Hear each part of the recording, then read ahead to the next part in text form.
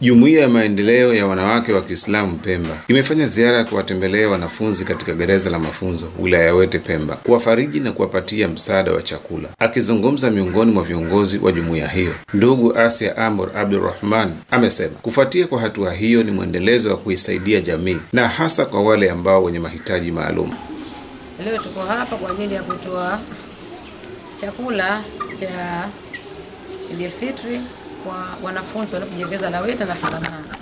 Na huu ni mwendelezo kwa sababu ni kawaida yetu kama jumuiya, ambao jumuiya yetu ni taasisi ambayo si ya kiserikali lakini inaungana na taasisi tofauti za kiserikali na watu binafsi kwa ajili ya kutoa misaada kupitia kwetu kuleta katika jamii. Tukiangalia hapa magereza, lakini hata wagonjwa, lakini watu wasiojiweza na mayatima.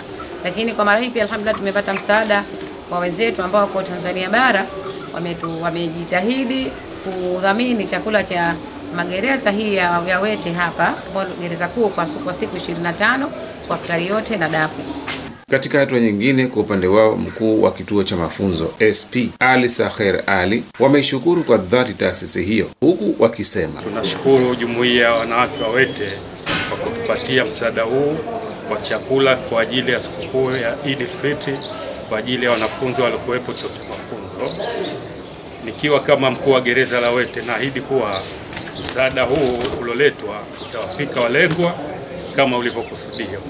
Tuko hapa leo kupokea msaada huu ambao umeletwa na jumuiya ya wanawake wa Kiislamu wilaya ya Wete.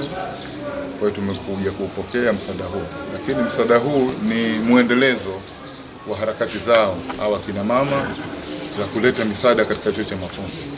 Kwa hiyo sisi tumeupokea huu msaada na tunawashukuru sana, na tuseme tunawapongeza kwa jitihada zao, lakini kwa maono yao hawa kina mama manake ni wanawake ndio walozaa, kwa sababu pia wana uchungu wa watoto, maana walokuwa ndani inawezekana kwa watoto wao ndugu zao. Ripoti langu jina ni mimi Mohamed Othman wa Rada Online TV Pemba.